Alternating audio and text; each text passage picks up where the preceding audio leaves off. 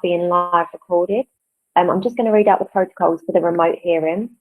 This is a public meeting and it is being live streamed. The meeting will be available to be viewed by the public online tomorrow. Throughout the meeting, please only speak to when invited to by the chair. If you wish to speak, please raise your hand and direct all communications via the chair. Will everyone please ensure that their microphones are muted when they are not speaking, apart from the chair. When speaking, be succinct and do not exceed the allocated time. If you're referring to a specific page or picture in the report, please refer to the page number. If you are having technical difficulties, please use the chat function in the Google Meet to alert the meeting. Please do not use the chat function to put formal questions to the subcommittee. Any persistent destructive behaviour will result in removal from the meeting. Once the application has been considered, any remaining parties will be asked to log out of the hearing. Please do so promptly so that the councillors will have the opportunity to deliberate and make a decision. Each party will be notified of the decision within 5 working days. Okay, brilliant, thank you. And if we can now elect a chair, please. Jessica, I'm not sure whether Councillor Gordon is actually present. So I didn't know if you were aware of that, or is she here? So I don't know if I can see her or not. I see her on here, but maybe she's just. No, I haven't seen her. So I know she was having some internet problems. Maybe so I just wondered if you were aware that we wouldn't be able to start. So I don't know if we can adjourn or hold the meeting just for a few minutes. I know that we have to start within 20 minutes. Yeah, that's fine. We are live streamed, but we'll just hold it there for the moment. I'll just drop her a hangout.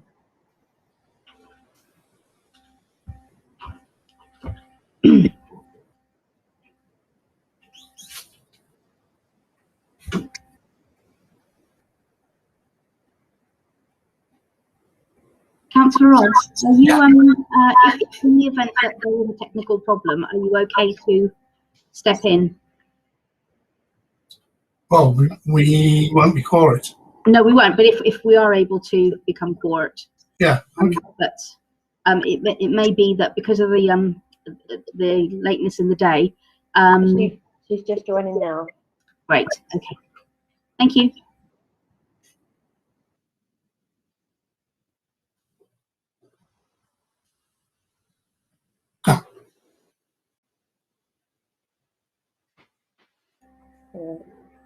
Hi, Councillor Gordon. Thank you. Okay. I won't go through the protocols again because I know Councillor Gordon is aware of them.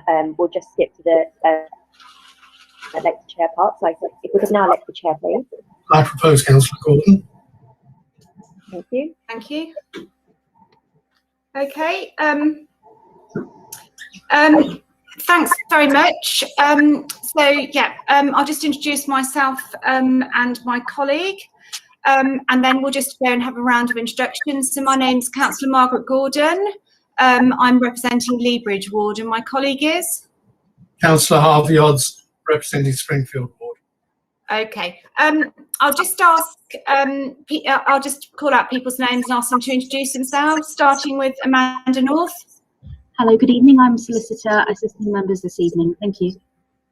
And then Suba. Hi there, I'm Subhash Street, I'm a Principal Licensing Officer. Okay, thank you. Jessica? Hiya, I'm Jessica Feeney, the Governance Services Officer. Okay, and then David? Hi, I'm David here. I'm Team Leader Licensing and Technical Support, and speaking on behalf of the Licensing Authority. Okay, thank you. And then Mr. Newman? Thank you, Chair. I'm Andy Newman. I'm representing Nest Food. Okay. Ollie Solman? Can you just briefly introduce yourself, please, and just Mr. Solman? Mr. Solman, if you click on the microphone at the bottom of your screen, it should unmute you to speak. Sorry, excuse me. Yeah, I'm Ollie Solman. I'm a local resident. I live directly opposite the premises that is applying for a license. Thank you. And then I've got somebody with Nest Food. If you could just give your name, please. Yeah, hi, I'm Luke. I'm Nest Food applying for a license. Okay, sorry, what's your second name? Wasserman, Luke Wasserman. Okay, and what's your role in Nest Food? I own it and run it. Okay, thank you. All right, Louise Cunningham, briefly. Thank you. Louise, you're on mute. I think you're on mute, yeah. No problem. Sorry. I'm a resident and I live very near the premises opposite. Thanks so much. And then Amir Jacob. Yes, I'm Amir Jacob, and then I own Wangviet and applied for a license. Okay. So I think you're going to be the second the first item on the agenda, and then Gala Carr. It's Gala Pollock. I'm a resident and live on Mentmore Terrace. Okay. Kay McGlone.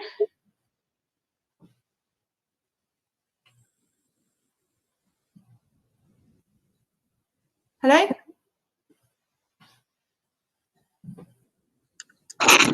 Sorry, I do apologise. No problem. Can you hear me? Yes, I can, yeah. Sorry, the microphone's still here. Yeah, if you could just briefly introduce yourself and why you're here. I can't seem to unmute it. Yeah, I can hear you. We can hear you. Yeah, sorry, I'm Kay McGlone. Okay, I do apologise. It looks like it's still muted. Sorry, apologies. I'm Kay McGlone, and I'm a resident, and I live opposite the Arches. Okay, Councillor Pluvier. Thanks, Margaret. Councillor Emma Pluvier from London Fields Ward here for the residents of opposite the Nest. Okay, yeah, and we've also got Mario, who's assisting with the tech side this evening. So thank you very much. So we're now going to ask our legal advisor to outline the procedure for the applications, if that's okay, Amanda. Thank you. Sorry, Chair, I will be outlining the application. Yes, I'm so, well, to the procedure for the evening, or has that already been done before I joined? A procedure for the applications? Amanda, you're on mute. Sorry, only the protocol was read out. Sorry, I'll get the procedure. Just bear with me. Thank you. Sorry, Sid, but we haven't got to the applications yet. So the procedure for this evening is the first step is that there will be appointment of the chair, which we've done. The second step is the licensing officer will outline the report. The third step is the applicant will present their case. The fourth step is that the responsible authorities will present their case. The fifth step is that the other persons will present their case. The sixth step is discussions following the representations. The seventh step is the closing remarks. The eighth step is the final clarifications. The ninth step is the consideration after the meeting by members when they make their decision, and which will be notified of by tomorrow if you contact the licensing office. Otherwise, the written decision will come out in 5 working days. Thank you. Thanks very much, Amanda. That's really helpful. Okay, so we're now going to move on to item 2 in the agenda, which is apologies for absence. I think we've had an apology from Councillor Moema. Yes. So item 3 is declarations of interest. I've got no declarations to declare. I have nothing to declare. Yeah, okay. So item 4 is the minutes of the licensing subcommittee held on the 22nd of June. I agree then. Yeah, yeah, which are agreed. So we're now going to move on to item 6, as we've outlined the procedure already. So item 6 is an application for a premises licence in 94 Curtin Road. And I think the is Mr. Jacob, are you the applicant in this? Yes, I am. Yeah, I'll come to you in a minute. I'm just going to ask the licensing officer to outline the application. Thank you.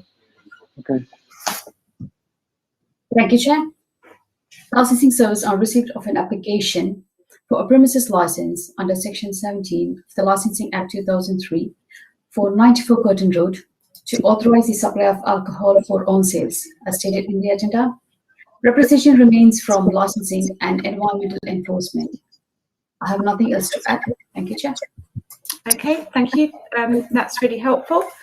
So I'll now invite the applicant to outline the details of this application.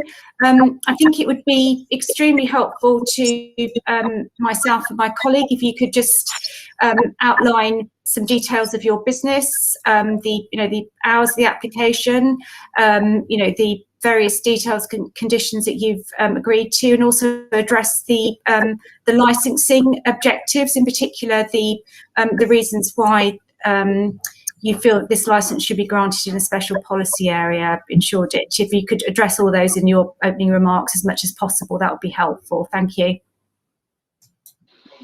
Hi, good evening. My name is Amar Yaqub, and I own the restaurant in number 94 Curtin Road. Well, basically, it's a small restaurant which sells Vietnamese food. Mainly, I open from 11 o'clock in the morning till 11 o'clock in the evening, all weekdays. Sunday we close slightly early, about 10:30. It's just mainly the reason why I want to have a license, because most of my customers, they do come and they're mostly family, that mostly people come in to eat, not to drink, just mainly. As I don't want to offer just drinking, as I'm not a pub or a nightclub. I just want what people would like to have with their meal, a glass of wine or a pint of beer. That's all it is. And mainly, I don't get a lot of youngsters. I get office people or families coming to have a dinner here. So it's not really an entertainment place for young people to get drunk and cause trouble. And obviously, I do care about my neighbours upstairs. I did agree with the police when they highlighted a few points at the beginning, is to maximise seating area also, which is very small. It's only for one large table, which takes 4 customers, and another small table, which takes 2 customers. To make the maximum use of this. This is the maximum they can sit outside, 6 people.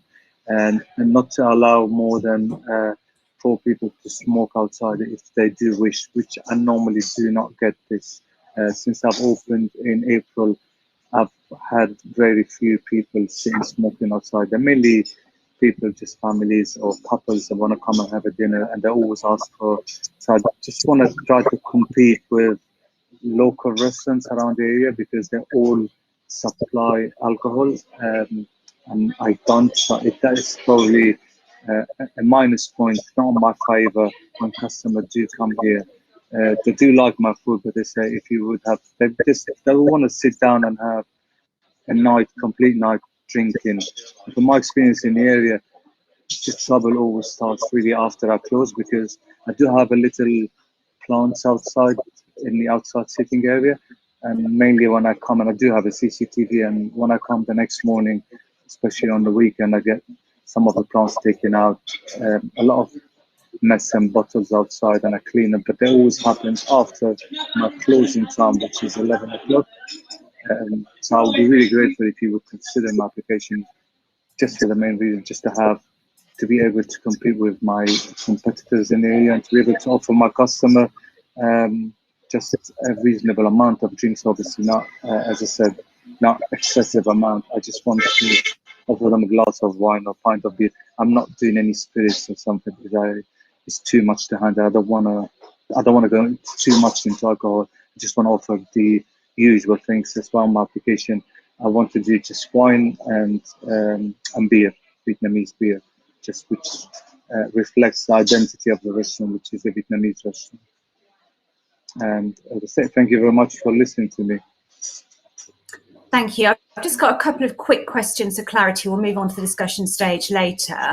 Are you applying for this license in your own name, and what sort of experience do you have of supervising licensed premises?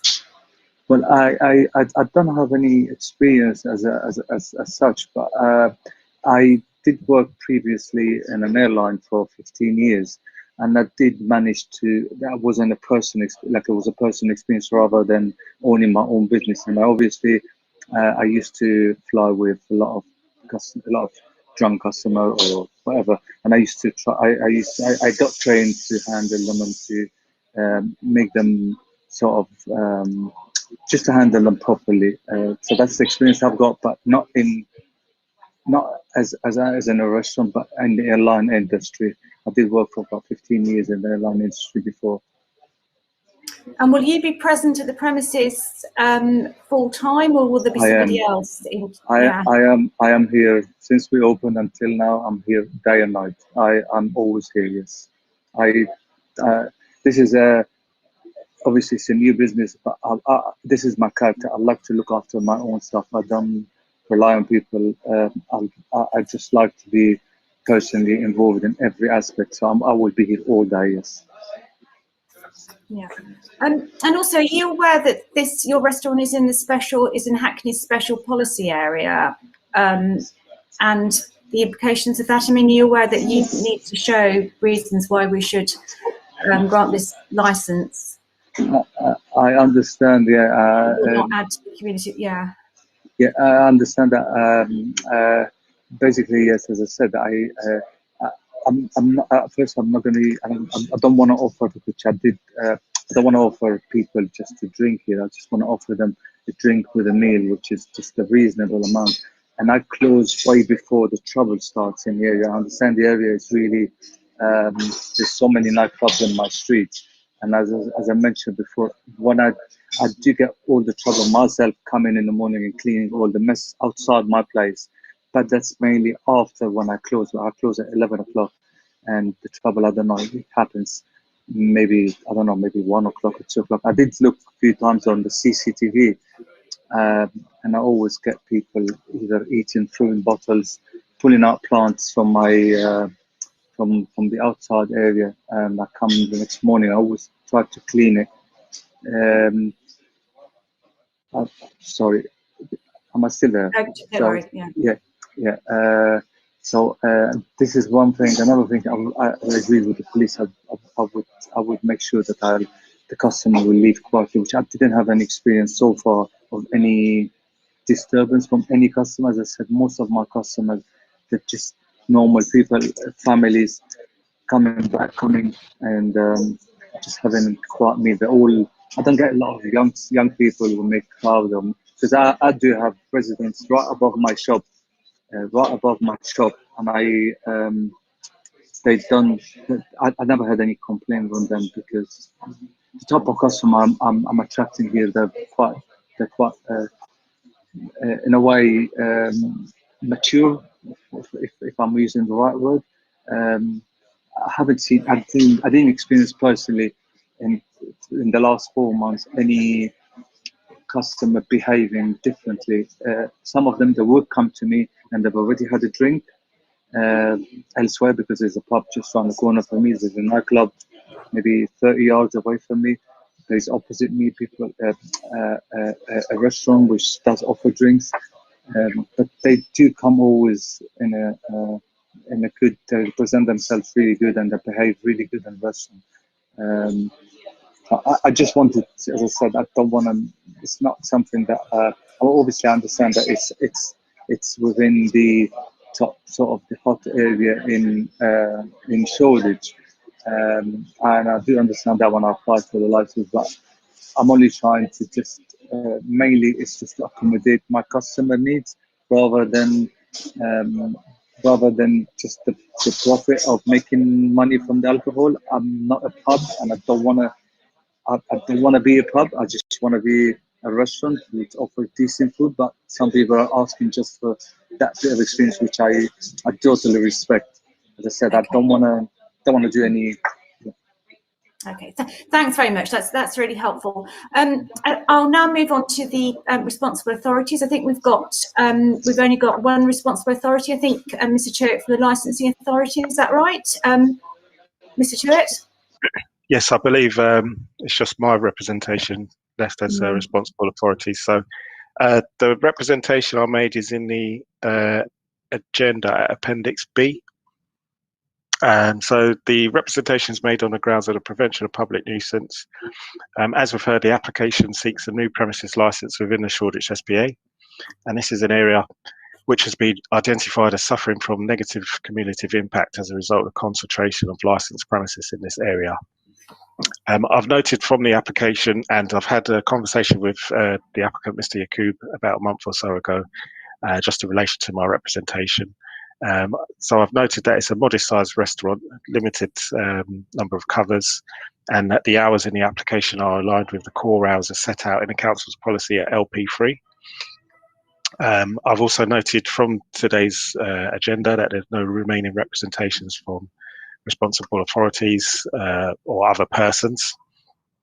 But I would just say, on the basis of the representation is the potential for negative impact. Again, just bearing in mind that the premises is located within the special policy area, and given that the application seeks to authorise the supply of alcohol. It is for the applicant to demonstrate that their proposed activity will not add to the cumulative impact being experienced in the area, and we've heard some of that already tonight from Mr. Yacoub. So as we move to the discussion phase, I think we can explore that a little bit further. And if you are minded to grant, Chair, there are some measures that we've heard already in Mr. Yacoub's opening submission. So we talked about beer, lager and wine being limited, the types of alcohol sales being limited to beer, lager and wine as a potential mitigating measure. But I'm sure that as we move to that discussion phase, we can explore these sorts of things a bit further. I'll leave it there for now, Chair. Thank you. Okay, thanks very much. That's very helpful. So we'll now move on to the discussion phase. And I mean, I'll invite my colleague, Councillor Odds, to put any questions he may have to the applicant.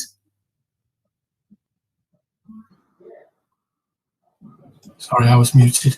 To be quite honest, I think anything that I would have wanted to ask has already been covered, with the exception of, I think, something that Suba will be suggesting later, in that there is one condition there which is now superfluous if we are minded to grant the licence. Am I correct in saying that you'll be mentioning that later, Suba? With the Chair? That's right, Chair. Because the premises withdrawn the option of off sales. So the condition number 15 within the report is not applicable anymore. So the condition needs to be removed for off sales. Thank you, Chair. Thank you, that's helpful. Yeah, may I just add one further question, really, which is in relation to the disposal of rubbish. I mean, I know the Environmental Health Services haven't attended and withdrawn their application, but can you just explain, this is obviously, you know, a busy street where there's nowhere to leave the rubbish. Can you just explain really what your processes are going to be for disposing of the rubbish? And then also, actually, if you could just really sort of talk me through the sort of door supervision procedures, a little bit more detail of how you would deal if you had any sort of issues in relation to your customers. If you could just address those two questions. So just arrangements for rubbish and also supervision arrangements if there's any issues with customers. Mr. Yacoub? Hi there.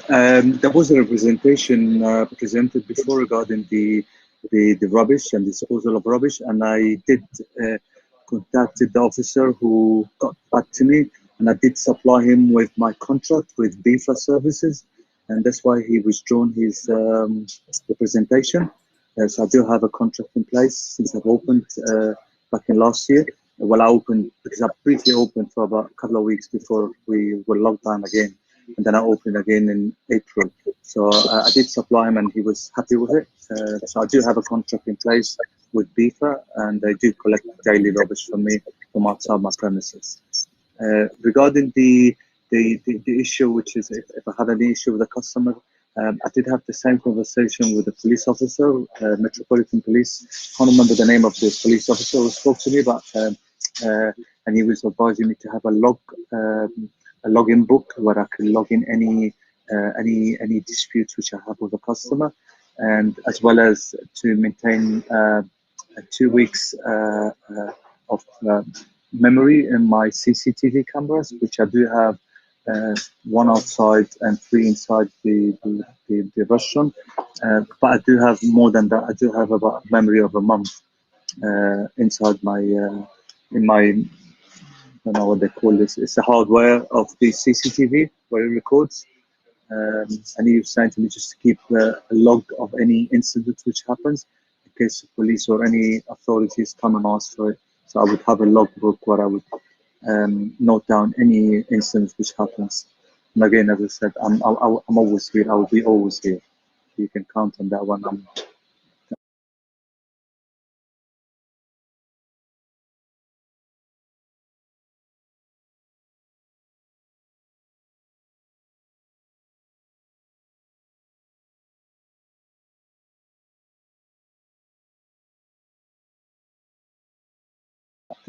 I'm here every single day. I wouldn't leave my restaurant to nobody. I do have a member of my family as well helping me here, but I am here all the time, Okay. And I think you've already answered this, but I mean, I think Mr. Churt mentioned that you're going to be limiting your application to beer, lager, and wine. Is that yes? correct? Yes, That's it is. Yeah, as I said, I don't want to go into details into too many items. It's just too. I just want to offer what most people want, mainly just accommodate the customer. Okay. I don't think I've got any other questions. Councillor Odds, are you happy as well? Yeah. Going back on the waste, I understand you have a contract for removal of waste, but what are you going to do about things like cigarette ends, stuff that dropped during the evening? Are you going to have a regular cleaning policy, or somebody who's going to regularly clean outside the premises? Yeah, I am doing it already. I'm every day, mainly in the week, and I'm coming in the morning, and I'm replanting my plants because I do have not a plastic plant. I do have a proper plants outside, and they're all small ones, and they lift them up and they make them. They're always causing a rubbish for me outside, I must say, but I am cleaning it myself every morning when I come back. Mainly, it's on the weekends, on a Friday morning or a Saturday morning, on a Sunday morning. The other days it's normally clean, but it's just the weekends that I get a lot of cigarette butts, and obviously I clean it because I do have a small sitting area outside, and it's my interest as well to keep it clean for my customer rather than anyone else. Okay, and one other thing, if I may, Chair, I appreciate that you said, Mr. Jacob, that you said that you're there sort of all the time the restaurant's open. It seems very industrious to me, but I presume at some point you'll be wanting to take some sort of vacation. What arrangements would you be making then? Do you have something in place for somebody to stand in for you, or will you be closing the premises if you're away? I'll most probably, if I would be leaving, I would be appointing somebody to be in my place, but it's very, very unlikely. I'm 53 years old. Since I was 25 until now, I've barely had 2 weeks off in all this time. So I know I'm a very hard worker. I love working. If I stay at home, I'll probably get sick.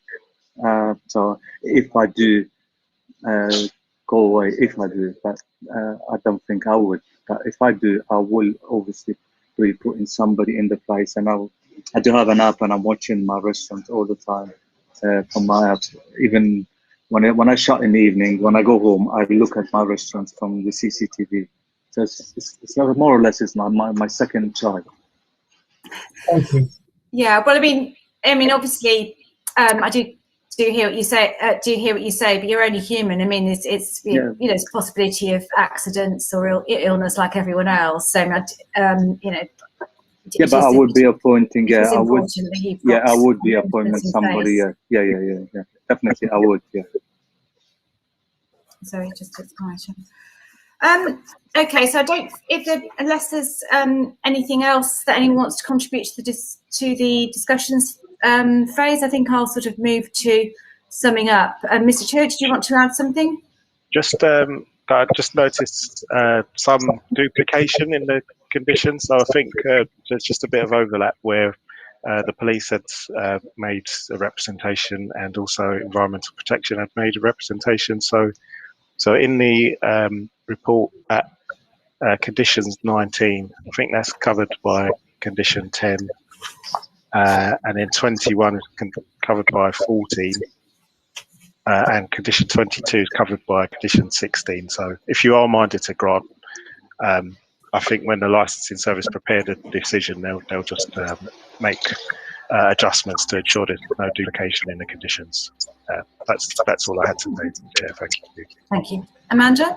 Sorry, I didn't quite catch everything he said about the conditions. I wonder if you could just repeat it one more time for me. So it was condition 19 is covered by condition 10, and then that's right. And then condition 19, and then 20. Condition 21 and 14. 21. Condition 21 is covered by. It's sort of covered by condition 14. Condition 14. Yeah. Requiring alcohol consumption only by patrons seated at tables, and then condition 22. 22.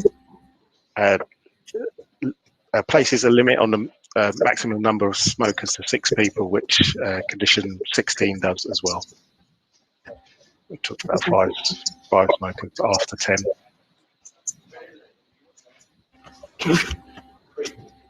Okay.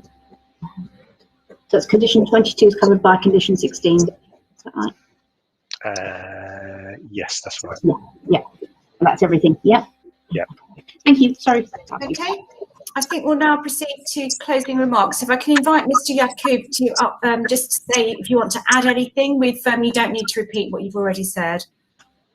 No, thank you very much, Anna. Thank you for your time and your interest. Okay. And responsible authorities? I've nothing further to add, Chair. Thank you. Okay. Thanks very much.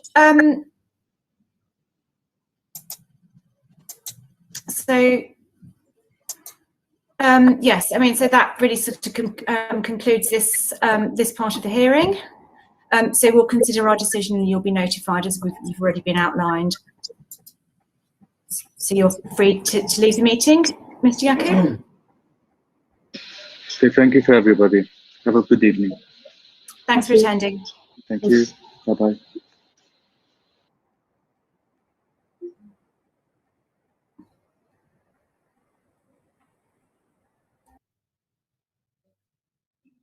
Okay. So we'll now proceed to the next item on the agenda. And I think all the remaining people are here for that, aren't you? So yes, I think you are. Okay. So I'll now invite the licensing officer to outline the application. Thank you, Chair. Licensing service on receipt of an application for a premises license under Section 17 of the Licensing Act 2003 for the Nest Arches 392 to 393 Mentmore Terrace, as stated in the agenda.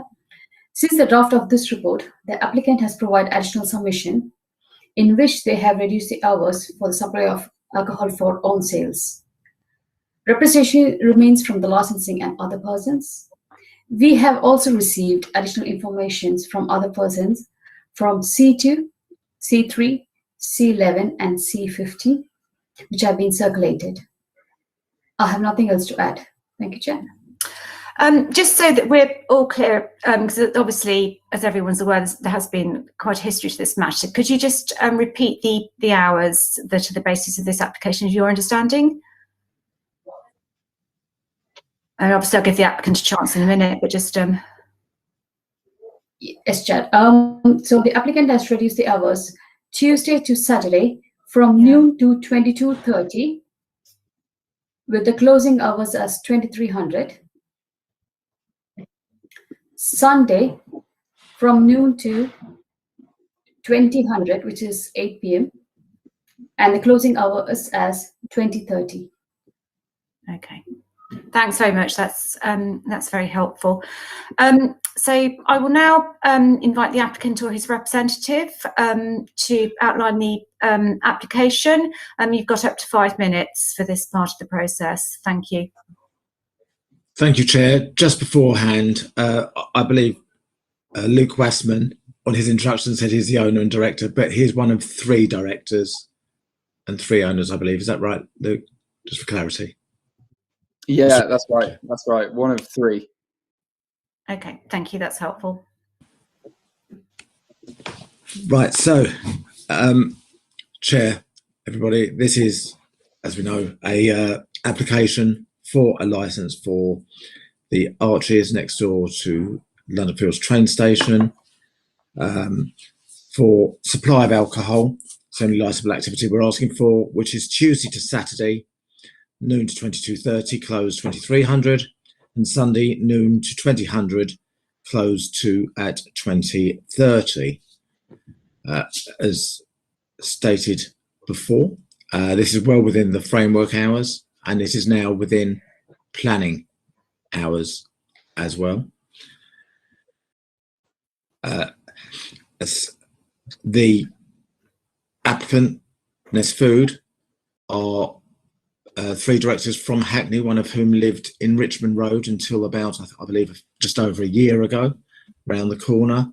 They regularly attend Hackney Fields and Mentmore Terrace anyway to their supplier. There have been meetings with the residents. I believe we still have some sort of impasse, but we say this: these are responsible, proven operators who will have a nice crowd. It will be well managed. The authorities, except for Mr. Tuitt as it stands, all believe that there are proper controls in place.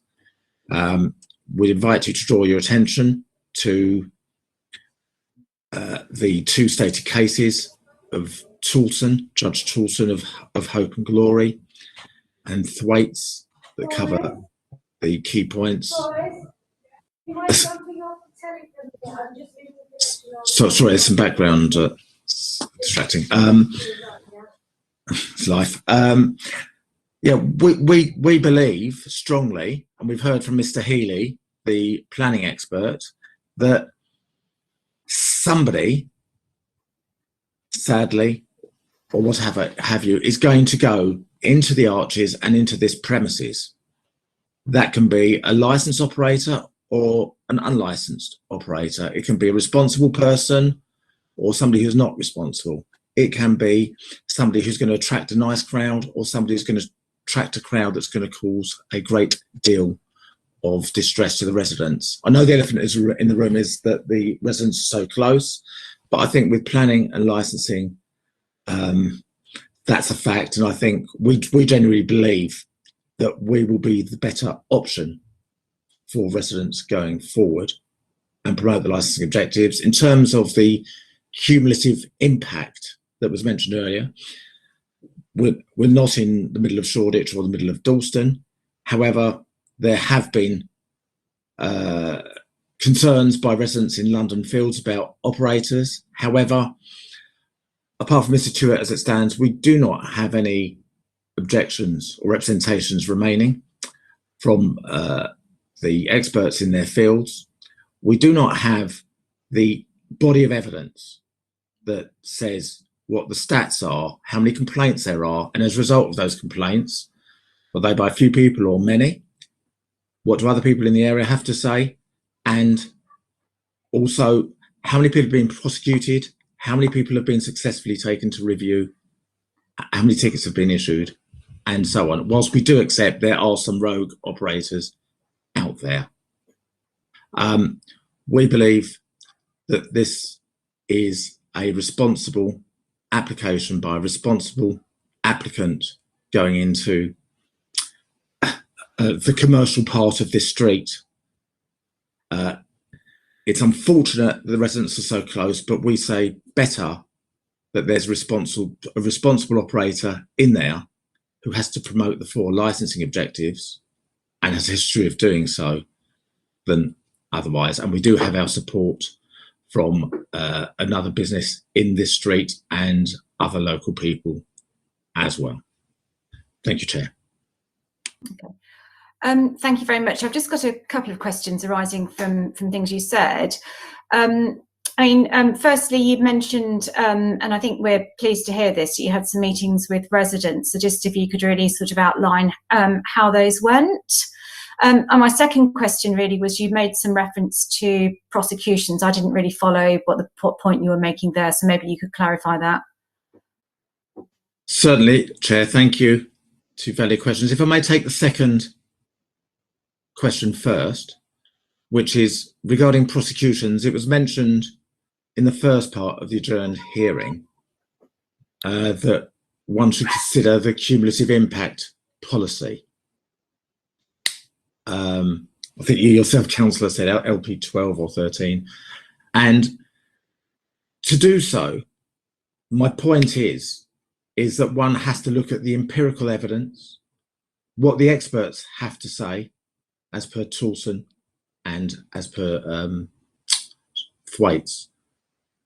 And so it's, whilst people may complain about certain hospitality or licensed venues, I think it's wrong to tar them all with the same brush unless you have the evidence. So there may be loads of complaints that get investigated. They may find out that there's no evidence to effectively support that any more licensed premises in that area are going to undermine the licensing objectives or indeed add to problems. I mean, the fact here is, sadly, perhaps there is a commercial aspect and people will be going in there.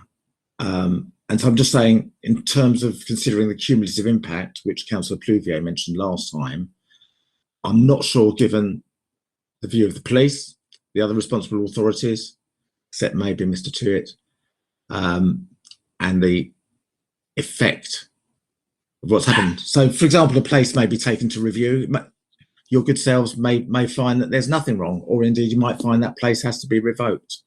But it's each on its own merits. But if you find that there are a number of rogue operators that are causing mayhem, and there are so many prosecutions of various places, then that may well give you justification to consider affecting that policy in your decision making.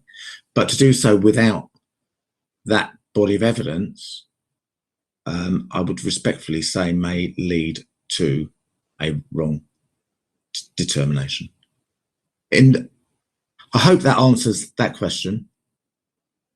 And in terms of the second question, we offered some dates in the beginning of August, went into the ether, unfortunately, but Luke Wasserman, one of the three directors, did meet with the residents. I'm not happy to say how it went, but I think he may be better placed, if you were so minded, to answer that question. Yeah, and I think that would be very helpful before moving on to the responsible authorities, if you could just give us that information. Thank you very much, Mr. Wasserman. Yeah, we well, I met with those who are available. It's Emily and Gala last week now, I think. Yeah, and I updated the situation that I have been working to, talking to my other business partners to see how we can reduce the hours, which we are, which are now the hours that we sort of stated now, up to 10:30, and also getting a secondary exit was the main sort of job that I've been doing over the last, since we last spoke together. And yeah, I was just updating them on that basically.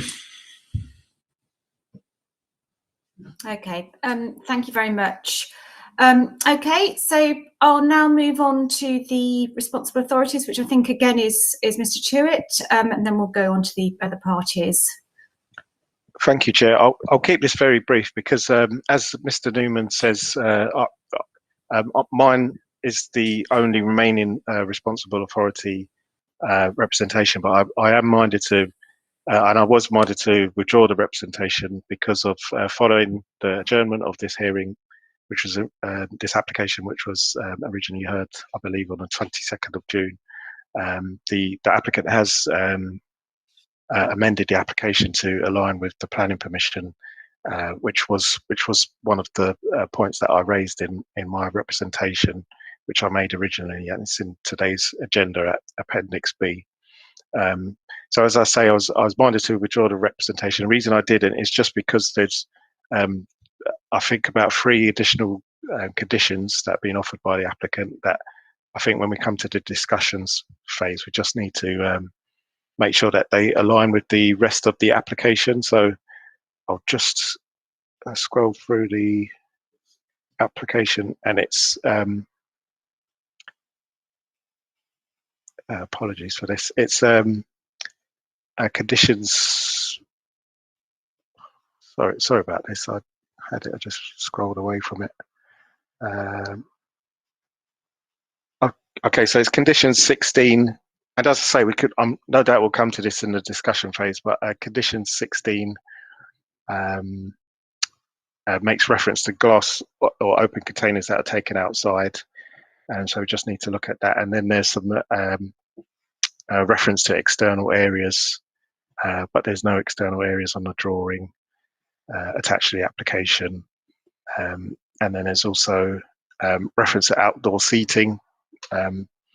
Again, that's not shown on the application on the drawing that accompanied the application. So those are the only sort of minor points that remain, which is why I'm just not able to withdraw the representation just yet. I'll leave that there for now, Chair. Thank you. Thanks very much. That's very helpful. Amanda? Just wanted to clarify, I think that there was also a point about condition 18 and the smokers outside of the area. I don't know if Mr. Tuitt needs to say anything about that. Yeah, I think that's where there's a bit of duplication potentially. Obviously, if you're minded to grant this license, then we'd have to just make sure those conditions are all aligned, etc. But I think probably better to get to that in the discussion phase, just to hear from the local residents first. Yeah, I mean that's something we can certainly explore in the discussion phase. Thanks very much. Okay, so we'll now turn to the other parties, and obviously, you know, a very significant number of residents have given up their time to attend this meeting this evening. I mean, I don't know whether you've had any discussions among yourselves about whether one or two of you are going to speak, or what, you know, and in what order. If someone could indicate that, that would be really helpful. We've also obviously got Councillor Pluvier, who's a ward councillor, who may want to speak as well. So, Mr. Solomon? Yeah, I think that the plan is for 2 or 3 of us to speak, and then perhaps Councillor Pluvier to round up for us at the end. Okay, that's fine. I mean, you've got up to 5 minutes. So if you, but I mean, obviously, I'm sure you realise this, and I think this was observed at the last hearing. It's much more helpful if you don't repeat points, and just because we will have heard them. So just if you make new points, each speaker. So, Mr. Solomon, are you going to start? Yeah, sure. Yeah. I think just to outline our continuing concerns, first point of order is the size of the venue. This is a 3,000 square metre venue with a large capacity. I think Nest have given us verbal assurances that they will limit the amount of numbers, but there's no formal provision in the licence for anyone to you know, definitely do that at some point. We also have a problem with the acoustics on the street, which we mentioned before, which are conductive and amplified by the fact that it's concrete and brick everywhere. So any noise that is made on the street is significantly louder than it would be in an area with more absorbent greenery around it, and etc. As the applicant said, we are all really close to the restaurant. We're, you know, 11 to 14 meters away from the door of the restaurant. So any noise can impact on the lives of the families that live there with young children, etc. So I think overall our concern is with the fact that granting a license for this venue and operating at that level of people on the street is going to have a significant effect on the nighttime environment of our street. There's no other businesses that operate in anywhere near that level. In fact, there's no other businesses that really operate at night at our end of the street at all. And we feel that there is a real risk of quite a lot of disturbance, the possibility of antisocial behaviour and other public nuisance. So also with regard to, we definitely appreciate Nest's approach to compromising for us, but we are still keen to have the hours that we discussed at the first hearing, which was stop the sale of alcohol at 10 o'clock and then have half an hour for people to leave should the license be granted. And we've taken advice on this, and it seems that we're in a difficult position in terms of the license being rejected. And if that was the case, we would really like to have some of the stuff that Nest are promising formalised within the license. Specifically capacity, the exit via Martello Street, no outdoor seating, and also if Nest leave the premises, if they're granted a license and they set up and leave the premises, we're very worried that the hours set a precedent for other businesses in the area. Those are pretty much our central concerns. I mean, there also is a slight problem with the exit in Martello Street because there are residents on that side of the railway tracks as well, which it will affect. And also there's a problem in going through the railway arch, which goes under the railway. That is a real amplifier of sound. So any noise made there is twice as loud as it would be if it wasn't. So if people leave via the back and then come back through the arch, or they pick up taxis on Mentmore Terrace, they're going to come back through the arch because having a taxi pickup point there is a very good idea. But however, once you're on that side, there's nowhere to go really. You have to go around the block to actually get anywhere else. So most taxis probably won't do that, is our concern. I think also probably Gala's going to talk to this as well, is just highlighting the nature of the street as it is at the moment. The granting of a license to a venue of that size with that capacity will significantly change the nighttime environment of Mentmore Terrace. So I might hand over to Gala and just let her talk to you about that. We also submitted some video and stills supporting what we're talking about in terms of the current situation on Mentmore Terrace and how that could change. So if it's all right with Gala, I'll pass you on to her. Yes, absolutely. Sorry, very, very briefly before Gala starts, Yeah. Can I just ask you one question? I mean, you've talked about numbers in the premises. Yeah, I mean, do you have a number in mind? Well, Nest, not really. I mean, the capacity of the venue is 90 covers.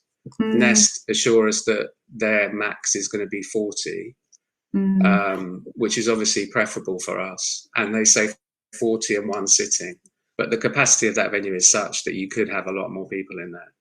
And I think it just concerns us because there's none of these mitigating compromises that Nest have, gladly offered are formalised in the licence application. We can't see any way of enforcing them. And obviously, if Nest were granted a licence, we'd like to have dialogue with them, and we hope that they can continue to be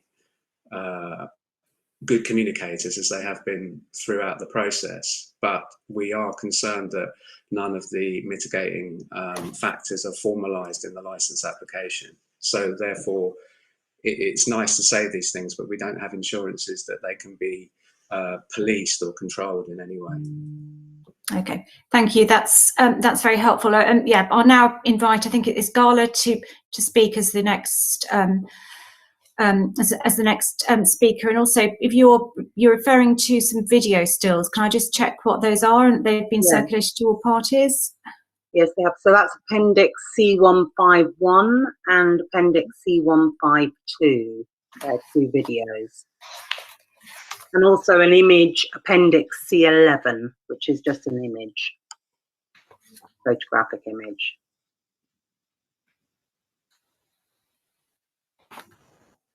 Okay. Is everyone happy they've got those images? Yeah, okay. Thank you. Okay, Gala, go ahead.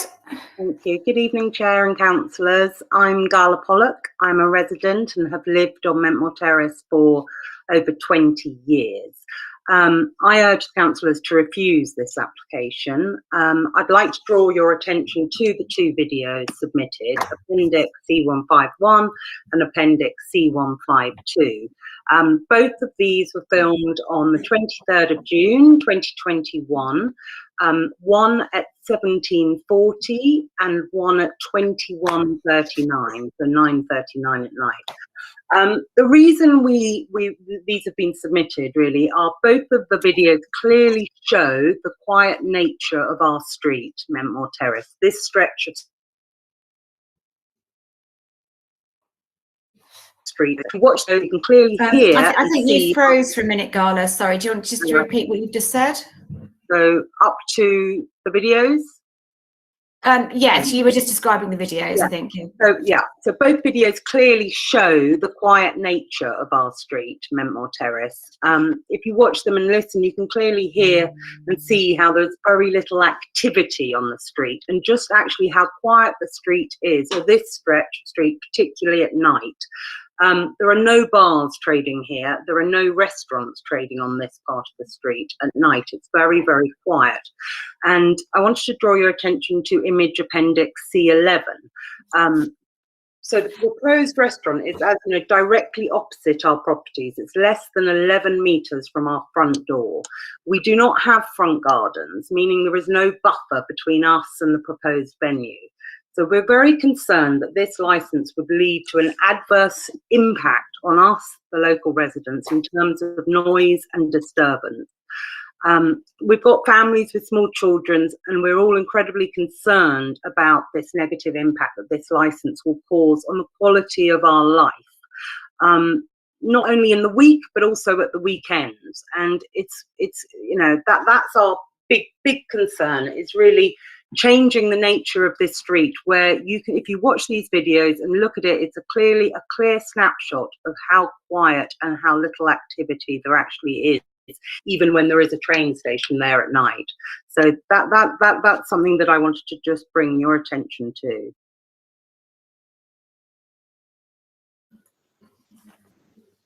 Okay. That's it for me. Okay, thanks very much. Is there another resident, Louise Cunningham? Okay, thank you. Hello, everybody. Yes, we made a lot of points in the last meeting, and I assume you will relook at those rather than me repeat them. Some of the things that, in the meantime, between the last meeting and this meeting, I wanted to bring to your attention was that I had a look at the menu for Nest's current restaurants. Now, they made quite a big deal about how people wouldn't really be consuming that much alcohol on the premises, but they do offer an 8-course tasting menu with a wine pairing of every course, which sounds like quite a lot to me. It's the noise that people might do when they leave in high spirits after having a number of drinks on the street that is the thing that is most concerned for us, because they leave and they stand and they chat, and I think after even 2 or 3 glasses of wine, people have less concern about how loud their voices are. Andy Newman has made cases in various places that we could have some sort of fast food venue moving in there, but I just really think that's unlikely to happen in that kind of a venue, because I think the rents are very high and there's no footfall. So I feel like it's a bit of a scare tactic going on there. I'd like to draw your attention to the fact that they've recently had a consultation regarding the concerns of the high levels of alcohol consumed in and around London Fields, and they're looking at that. And also, I have had some correspondence with Jerry McCarthy, who is Head of Safety Enforcement and Business Regulation. And he said that partly due to the number of new licensing applications, and he mentioned Mentmore Terrace, in the area, they will be undertaking later this year a cumulative impact assessment with the possibility of introducing a special policy area. So I do think that it's not the time to be issuing new licenses in the wake of all this other activity going on. I was going to mention Gala's videos, just again to show how quiet the area is. We do not dispute that licensed venues have a place and that are good for the economy, etc. However, we strongly feel this is not the street for such a large venue serving alcohol, and that would constitute a significant change to the nature of our street. So I think that's the end of things I've got to say. Yeah, that's me. Okay, thanks very much. And I do appreciate the approach you're taking in terms of keeping remarks brief. So is there anybody else from the other parties who's going to be speaking? Is it Councillor Pluvier, or is Kay going to speak? I wasn't sure if is Kay going to speak. I don't know. No, she's got her camera up. Okay.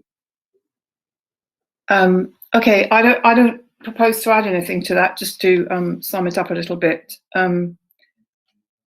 which is conscious of a lot of different issues here, and that a lot of this is in a sense a planning issue, but given that it is licensing and there's a strong case being made by residents, that puts you in a difficult position. But I would like to just make sure that the committee does look at the possibility of conditioning as suggested by Ollie, whether it's possible to make those into conditions. And just to say that I do understand that the residents are still opposed to this change happening, and I'm not sure that it's possible to make a condition about giving up the license if they leave, and that we might take advice from David Tuitt on that, because I think it feels to me like it's very much, well, if we absolutely have to, then we need these 4 conditions, but I think I detect a great deal of reluctance, and as I say, I'm aware that puts the committee in a position where in licensing terms this may seem acceptable, and that possibly this was a planning mistake, and that we need to look at that. But anyway, I will stop now. Thank you very much, Councillor PVA. Okay, so we'll now move on to the discussion stage. And I mean, I think I'll start really by asking the applicant to really sort of respond to what you've heard, and also in relation to the 4 additional conditions that have been suggested that may serve to reassure the residents if we're minded to grant this licence. I've got a note of what's said, but I mean, I may need some assistance really, maybe by Ollie, actually, if you could maybe just sum up what, just to make sure that I've got it. So this is in relation to I think it was stopping at serving of alcohol at 10 o'clock. I think it was a condition in relation to the capacity. I think there was exiting from Martello Street, and also in relation to no outside service on the pavement. Did I get that right, or was there any others? Yeah, that was it. The only other slight issue is it was setting a precedent in terms of licensing times, etc. at that venue should Nest leave and another similar business move in. But I'd also like you to. Sorry, thank you. I'd also in relation to giving up we're obviously going to take advice in relation to that, in relation to giving up the license. And I think the other thing that was mentioned really was limiting the amount of covers to 40, which I think has been mentioned in discussion, but isn't being offered as a condition as far as I know. But if you could just explore that as well. Thanks so much. I can remind you, obviously, of those points if you haven't got them down.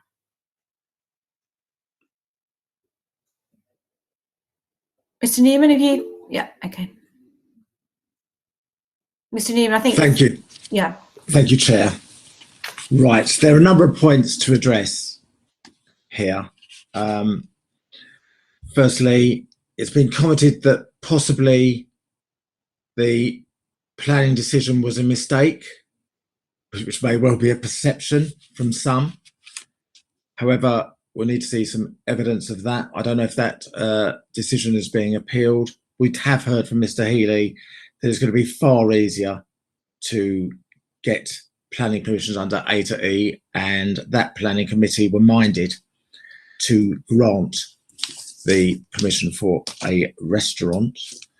We keep hearing setting a precedent, but I would say this, as the committee know all too well, that in the licensing regime, each application is treated on its own merits. So if you have a terrible place down the road, that doesn't mean that this place will be terrible.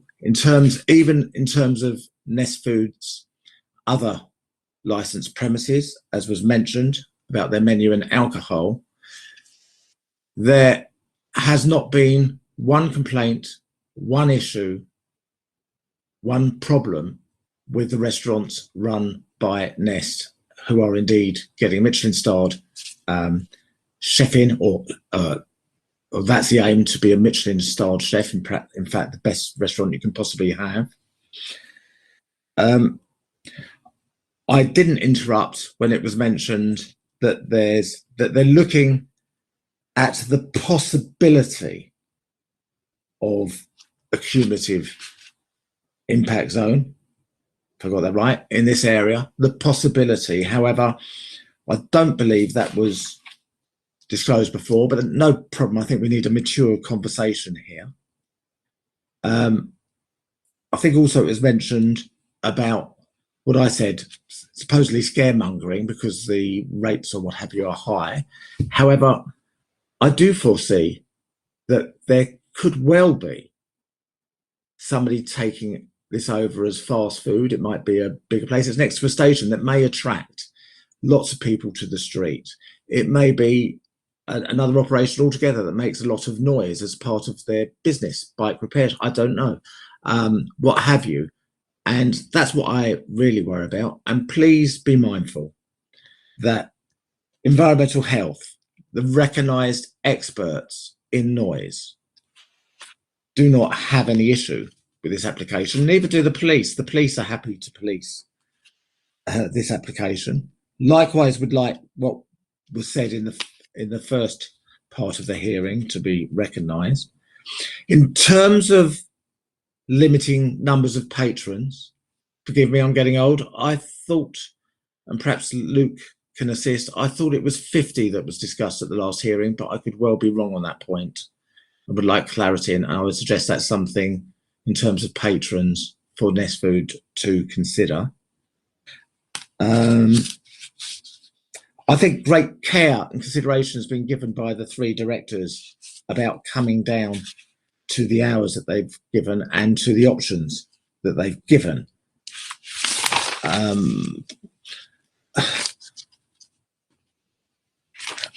Sorry, just 1 second. There's a lot of information.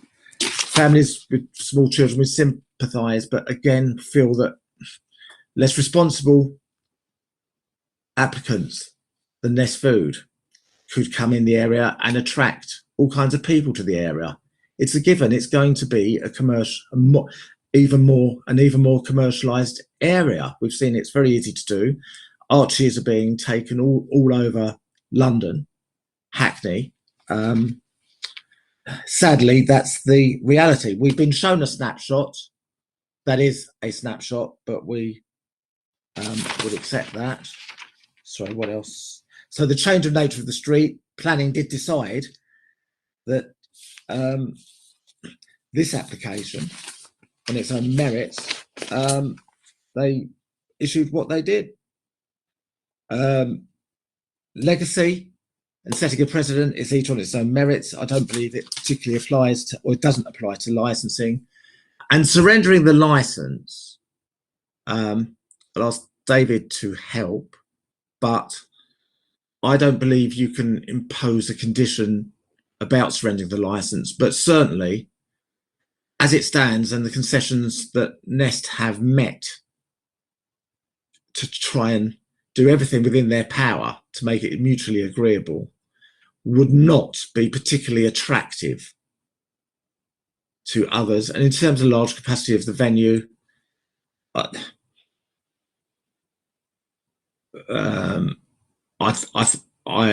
would ask my client if he'd consider conditioning that and other suggestions made as well. But that's his decision to make, not mine. Have I answered everything, or is there?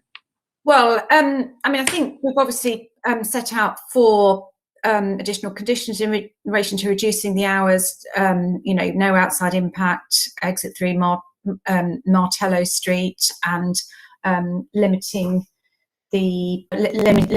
capacity to 50. And I think we do need a response really in relation to those. Sorry, Ollie, have we missed something? Apologies. We also had a concern in terms of when the rubbish was put out, glassware, bottles, etc. Okay, thanks. It'd be helpful if you could answer that as well. We'd asked for that to be done in the morning rather than after the licensing hours have stopped and the restaurant is being cleared up and prepared for the next day. Yeah. Okay. I think it'd be really helpful to hear from the applicant on those. Sorry, Mr. Newman, you wanted to? Yeah, I'd mainly say this. Clearly, environmental health specialists in the area have made it are happy with controls and checks, as are the others. But as you said, Councillor, I just wanted to make that point before Luke responds, if that's okay. Thank you, no problem. Okay, Luke. Yeah. So the rubbish. I think we put down a condition actually that said when we'd clear the rubbish, and that would be in the mornings. I remember when we first chatted, Ollie, when we met, that it's quite clear that the glasses obviously wouldn't go out that night and it would be done in the morning. Martello Street, it definitely that should be a condition. I worked pretty hard with the Arch Company over the last month to try and get a conversation, and actually, to the decision maker who have got it in writing saying that they're happy for us to use that as an exit or an entrance. So definitely conditioned, saying an agreed time of, I would imagine, 8:30 being our last booking. So Mentmore Terrace. I mean, the door, so people would arrive on Mentmore Terrace because it's obviously a nicer way to arrive. But the absolute latest that anyone would arrive through there is 8:30. And then the door is locked and not used until noon the next day. Very happy for that to be a condition. The hours, from where we thought was the most sort of, the time that we would be able to create a sort of viable business, for the long term. We've obviously conceded, and I think 11 o'clock is sort of the absolute, 10:30 finishing the service of alcohol, 11 o'clock everybody out is kind of anything less than that, and it becomes just not really viable. The business, the plan, the restaurant's going to be a kind of minimum 4-hour sort of experience, and so anything less than that sort of, I don't think we'd be able to agree to, unfortunately. But my efforts sort of getting the secondary exit was sort of to try and help mitigate that, in saying that nothing's going to be, there's no in and out, no one's going to be leaving basically past 8:30 on Mentmore Terrace. Then the covers, I'm very happy to have a condition that limits the number of covers. Our booking system definitely won't be past 35 covers, but I wouldn't want to now, I haven't spoken to my other 2 business partners about, if there was a condition that we couldn't operate past X amount. I mean, you say sort of 90 covers it could fit. A 3,000 square foot site could, under the wrong or under a different operator, fit quite easily, even under sort of social distancing, 150 covers. And so I think I'd be happy to limit. Yeah, I think I can't imagine us running the restaurant that we're going to be running, 15 courses, more than 40 covers. But I think putting that on paper. So yeah, I'd be happy to limit it to 50 covers. You know, and I think even that is like, I know my business partners would probably be sort of, yeah, shouting at me about that as well. But yeah, I would listen to that, and I'd be happy to do that. Was that all of them? Was there? Yeah, I mean, there's a concern about the rubbish as well. Yeah, rubbish definitely. Yeah, past a certain time. You know, the rubbish point's going to be in the courtyard. You know, where we met at E5. It's all of their rubbish is there, and ours would be in that same area at the back. You know, in the courtyard by Martello Street. And yeah, we'd save clearing of anything that would make noise, glasses, or yeah, any rubbish of that kind until the morning. Okay, all right. I can see that we've got 3 people wanting to contribute. I think I'll start with Amanda, then I'll go on to Councillor Rodds, and then I'll bring in the other people. Chair, I don't know whether or not you want to double check with the applicant about the taxi pickup point, or where patrons would be able to, you know, following the dispersal points. Thank you. Yeah, I think he had agreed in relation to Martello Street, but yes, let's clarify that. Thank you. Yeah, yeah. Pickup point would be, you know, anybody waiting for a taxi, probably an Uber after their meal, would do so in the restaurant, and then yeah, the back of Martello Street, the access point would be locked at all times. It would be a sort of number padlock. And basically what would happen is they'd be escorted out by a member of staff, mainly to ensure that, you know, it's not left open as well. And they would, you know, only be escorted once their Uber or taxi is actually there on Martello Street. Okay, thanks very much. I'll now bring in Councillor Rodds, and then I'll other contributors. I think you're on mute. Sorry, I just wanted to clarify one point, which I think has been sort of made fairly obvious, but not stated as such. In terms of the opening hours, we didn't mention Monday at all. So do I take it that the restaurant will not be open on a Monday and will be excluded from the license? Yeah. Yes, sir. Yeah. That'd be the case. I think, yeah, we all need a day off. Rather unusual in the catering industry. Okay. Okay. Yeah, so I think Gala was first. You wanted to contribute? Yeah. Yeah, I just wanted to ask about smoking and people smoking outside after they've had their 15 courses of wine that you're going to be giving them. Where are they going to be dropping their bag? Yeah. Yeah. Yeah. To clarify on the wine as well, it's 4 glasses of wine, 4 glasses of 100 ml. It's yeah. But yeah. So the smoking area, because obviously, you know, we have to have one, is going to be in that area where we met in E5, opposite, basically outside our door, will be the cigarette butts, and anyone who wants a cigarette, yeah, has to leave it there. So they go out the back. Do you mean out the back where E5 is? Go out the back. Yeah, the door out of our, you know, 392 arch. That is going to be the dispersal. That's going to be the exit route. Yeah, for all these guests, and that's where, you know, the smokers, if there are any, yeah, would smoke. Okay, so that's Martello Street direction, is it? Yeah, so there's a courtyard essentially at the back of the arches, which is, yeah, we have a sort of designated area there, and that leads onto Martello Street. Yeah. Okay, Louise. Oh, hi. Yeah. I actually have to go now, but I just wanted to make this one point, that obviously we do prefer the exit at the back, but I'd like to point out that the exit at the back actually leads round to the side, and it comes out very close to the arch, which leads directly back onto Mentmore Terrace. So they go out the exit at the back, but then they turn left and come out onto the side road, which joins up with Mentmore Terrace. So it's not quite as removed from Mentmore Terrace as it sounds. And I live sort of diagonally opposite that bit, and I often hear very loudly people walking under the arch. So I just wanted to make that point, that it's not actually at the back, they're coming out the side. And there are residents on Martello Street as well, are those? Yes. Anybody here? Yeah. And also at the back of the yard behind the arches, I don't know why none of them are here, but there's residents there as well that do get quite disturbed. So. Okay.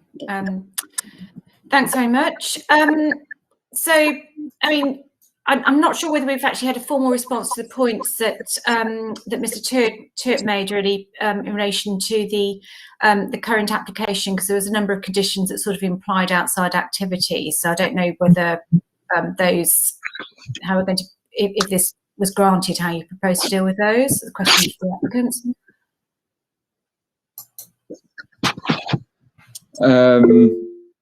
Yeah, I mean, there's in our business plan, there's no outside activity. Yeah, as far as I was aware, that was taken off the application. Okay, Mr. Newman. If I may, it's rather irregular, Chair, but I have sent Luke Wasserman a message about the smokers. I'll just invite him to have a look at it, just to consider. Might be helpful when, you know, that's okay. On WhatsApp.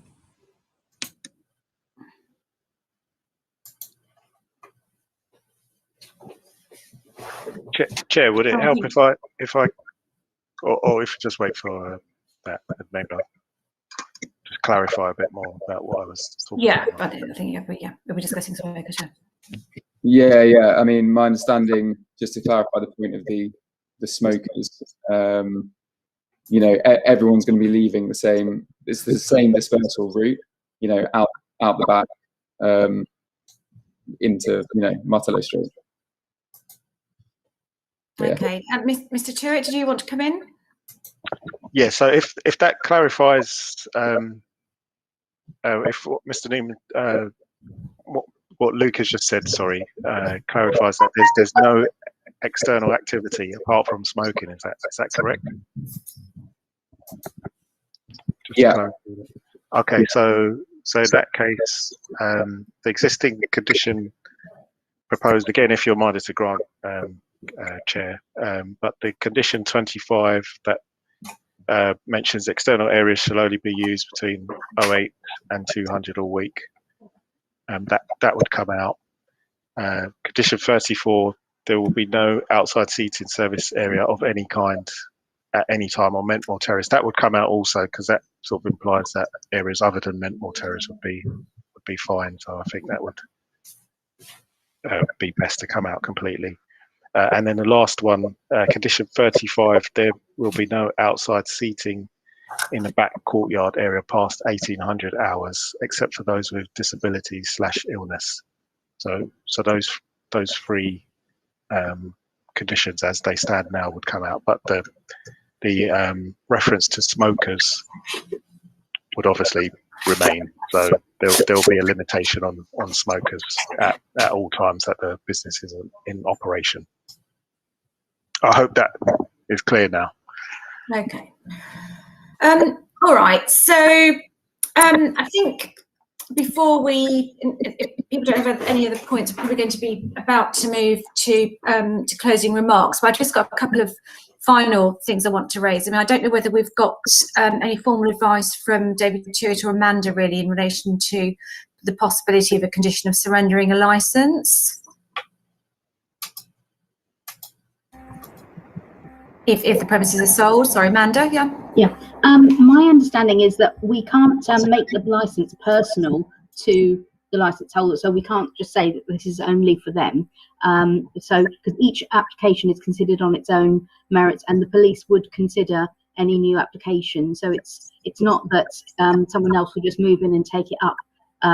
Any transfer of the licence would have to go, would be considered by responsible authorities, and in particular the police. So, you know, there would be a certain degree of, you know, checking before anyone new went into the premises, and they would also have to make an application themselves for the licence, or any transfer of the licence as well has to be approved by the police anyway before they can take on the licence. So I think that there is a degree of protection there. So I don't think that we can insist on them surrendering the licence. All we can do is monitor and hope that they will at least inform, you know, if they can inform the authorities when they're planning to leave. So at least, you know, but they can't be forced, I think, to surrender that licence. Okay, thanks very much. That's extremely helpful. So I think the sort of outcome of that discussion is that the applicants are happy to sort of show flexibility in relation to all the suggestions apart from an earlier closing time. Is that a fair summary? Suggested conditions that if we were to grant them licence? Yeah. Sorry. Okay. Yeah, I mean, I think, yeah, sorry, Amanda, yeah. Just to ask, these conditions, although we've got the general wording of what's been proposed, have you actually submitted those as conditions?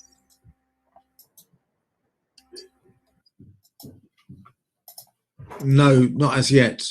Sorry, Councillor. No, not as yet, because they've come up in discussion. Yeah. Because the wording would have to be agreed. So I appreciate, you know, I'm not anticipating that we would stay here until we agree them, but they would need to be agreed before the decision is issued, if you're agreeable to that afterwards. I mean, I can put something together, or if you want to send across your draft and members can consider it.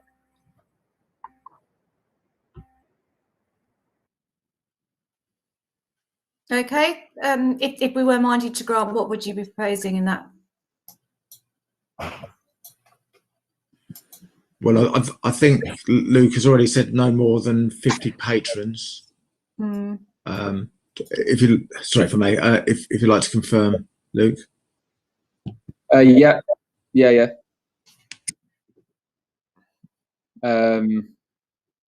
I mean, yeah. Do you want to go through it now? Should we be writing these down, or do you want us to write the conditions after this and send it back to you, or? Well, we can maybe you know, as part of the, we're going to move on to closing remarks in a minute. Maybe we could just sort of briefly summarise your understanding of what's being offered as part of that. I've just got one further question. I mean, if this licence is granted, you've obviously made some steps to meet with the residents. Would that be something that you would agree to a condition of doing on an ongoing basis with the residents' representatives? Yeah, I believe this was mentioned in the first half, in the first part, and we agreed to meet with residents quarterly. I do have something written in anticipation, but I just thought there'd be a lot of toing and froing, so I'll send that over to Miss North. Okay, cool. Right, okay. All right, I think we're, and I don't know whether anyone else has got anything they want to contribute to the discussion. Councillor Odds, just checking in with you. Yeah, I'm quite happy so far, and I just want to confirm what was said, that I quite clearly remember that there was an agreement which needed to be formalised, that's all, that there would be regular meetings with residents or their representatives on at least a quarterly basis, as well as a phone number available to the residents' representatives. Thank you. That's really helpful. So, okay, I think we're now going to move on to the sort of closing remarks. So if we start with the applicants, if you could just touch on the discussions that we've had about conditions. I think that would be the main thing I'd ask you to focus on. You don't need to repeat points you've made before.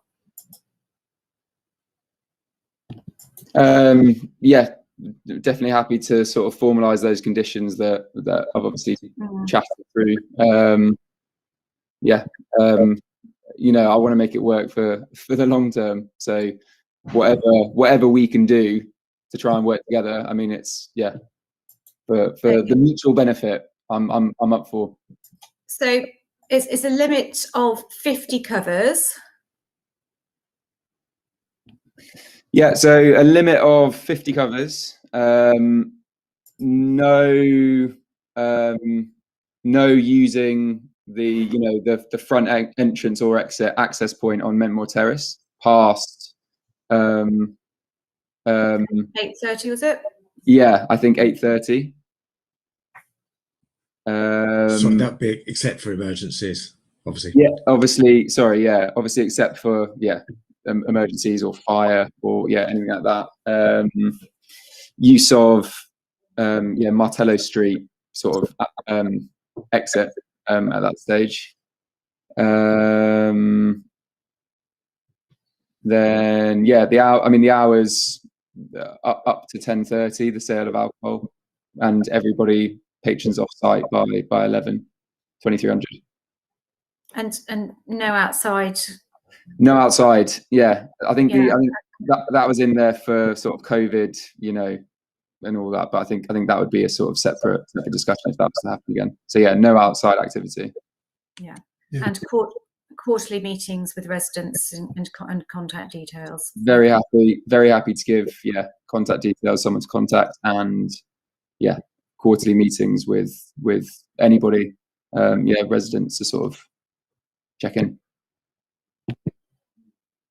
Okay, thanks very much. Anything else to add on behalf of the applicants? Sorry, Amanda, you wanted to. Sorry, can I just clarify? Did the applicant just say that there was the alcohol hours? Can you just confirm again what he said? That I didn't know if it was 22 or 23, 22:30. He said at the end. 22:30. Closing at 11. Is that closing right? at 11? Yeah. Right. Okay. That's still the position. Yeah. Yeah, except for Sunday, as I mean, that's all being put in the papers. Yeah. Thank you. Thank you. So if the applicant's got nothing more to say, I'll now move on to responsible authorities to see whether I've got anything to add. David? Apologies for that, Chair. No, I've got nothing further to add. Okay, thanks. That's very helpful. So I'll now move on to the other parties. If you want to sum up very briefly, Ollie, do you want to start or?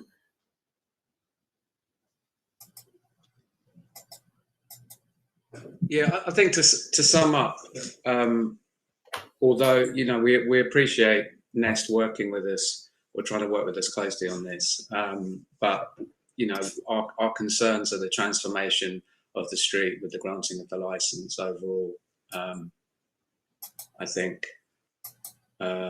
which we would ask the committee to consider when we provided evidence for that. That I don't have much else to add apart from that. So I don't know if Gala wants to say anything. Thanks, that's helpful. No, I just echo that really, that I would ask you to consider reducing the hours to what we have asked for, and again, just be mindful that if this application is granted as it stands, you are setting a worrying precedent for the future of Mentmore Terrace, and it will be irrevocably changed forever, and that's our street where we live. So we just urge you to consider that. Thank you. Councillor Pluvier, did you want to add anything? Just to say that I appreciate the exit condition and the agreement to capacity. The hours are as set out in planning, so the reduction of that is merely coming into line with what the application should have been to start with in this situation, where it's clearly said in the planning, there's an awareness of the potential for disturbance, which is why those hours were set. And yeah, I understand the residents' concerns, given that this other restaurant is on Morning Lane.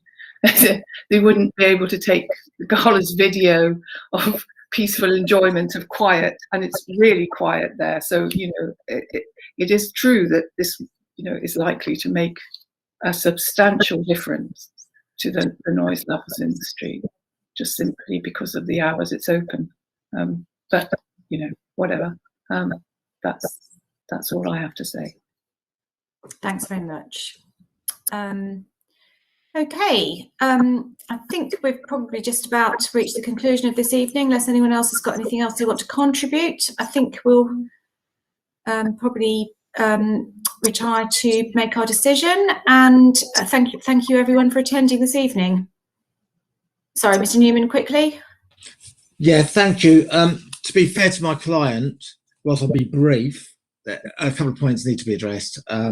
Well, we've already had the summing up. So yes, but the summing up there, in fairness to the client, is they may have a restaurant in Morning Lane, but that doesn't prohibit them from operating another restaurant in another area, and they're not responsible for the problems in Morning Lane. Okay, thank you. I don't think anyone's saying it is, but thank you for your contribution. I think we've now concluded. So thank you everyone for attending. So if everyone could, who's not going to be part of this discussion, could leave the meeting, and enjoy the rest of your evening. Thank you. Goodbye. Thank you for your time. Good night.